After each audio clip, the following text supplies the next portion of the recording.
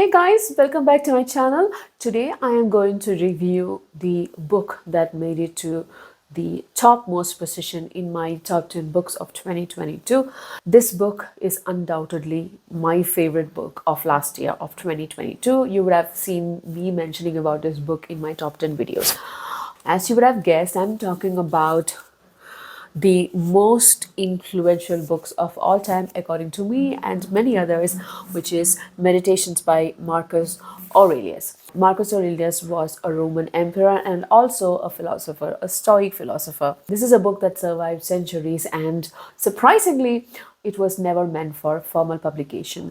These are raw thoughts of the great Roman emperor philosopher Marcus Aurelius. It contains a series of journal entries where Marcus makes spiritual and ethical reflections on varying topics ranging from how to carry out mundane everyday tasks to the contemplations of deeper topics, for example, the characteristics of a rational soul. The book is divided into 12 chapters, each chapter named Book 1, Book 2, and so forth, and were written during different stages or phases in Marcus's life, not necessarily in the chronological order. One theme that is consistent throughout the book that I noticed is the theme of death and also contemplation of human mortality. So using these themes of death and the brevity of human life and human mortality, he reflects upon how one should respond to crisis, approach wealth, fame, and success, how to face obstacles and failures,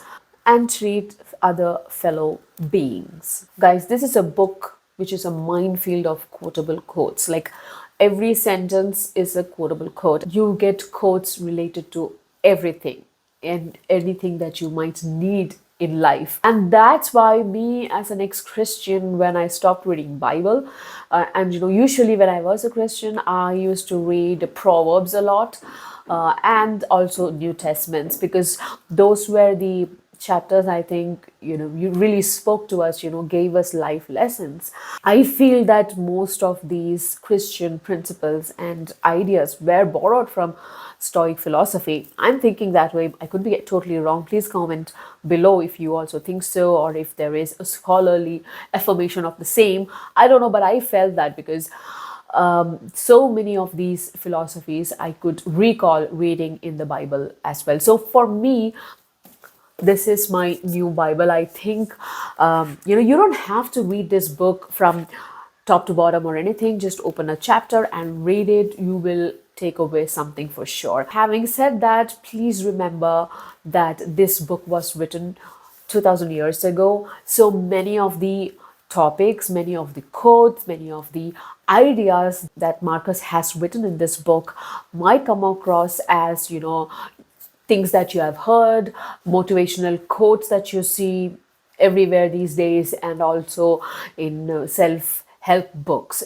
Please keep that in mind, that this came first and all these other motivational quotes and posters and self-help books came later. They borrowed from the meditation and not the other way around. The ideas that are discussed might seem repetitive. That's because this is something Marcus wrote for himself. He unabashedly kept on reminding some things that some ideas, some philosophy, some principles of ethics and morality that he kept on reminding himself by writing these diaries. So please keep in mind that this is kind of a personal diary or a journal a very wise philosopher wrote, not for public consumption but for himself. So you will see many things that are repetitive. So I would suggest, instead of reading this in one sitting, because it's a very short book, if you really want it, you can read it in one sitting. I would suggest you take your time, read one chapter a day, and you might take away something that speaks to you each day. If you decide to read this, I would suggest the Gregory Hayes translation. Go for this one, because there is a very wonderful introduction that Gregory Hayes has provided, which gives you an insight into Marcus's life, a brief look into his life as a child, as an emperor, and also basics of Stoic principles, which is very useful for you to understand understand some of the themes that are discussed in this book, and also the style and construction of the book itself, meditation. Now, this really helped me because I would have also been a little bit disheartened when I saw repetitive concepts being discussed. But because I had the background and the context, which is very well elaborated by Gregory Hayes in the introduction,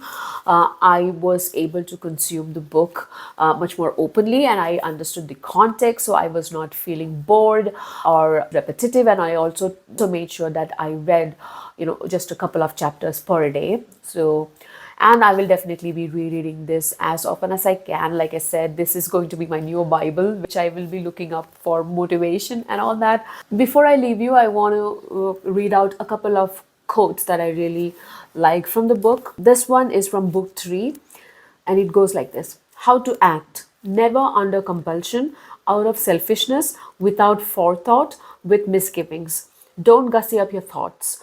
No surplus words or unnecessary actions. Cheerfulness, without requiring other people's help, or serenity supplied by others. To stand up straight, not straightened.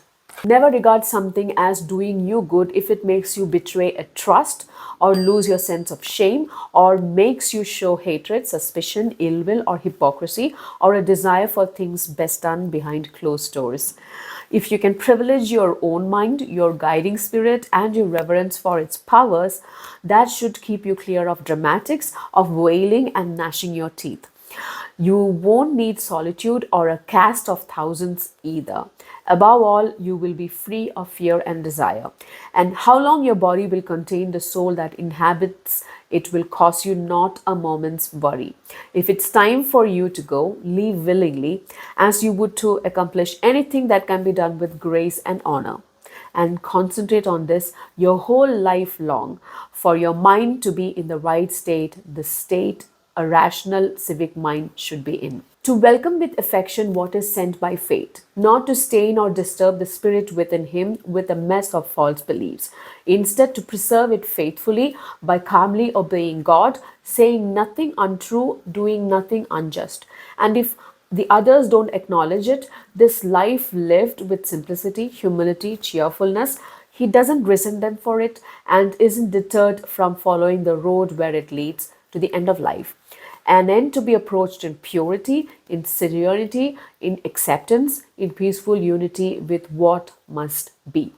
That's how book 3 ends. That was my quick and humble review of one of the most influential books of all time, read by scholars, thinkers, philosophers, and scientists. And I think you should do also. Thanks for watching, guys. This is Angie signing off. I will see you soon in another video. Bye-bye.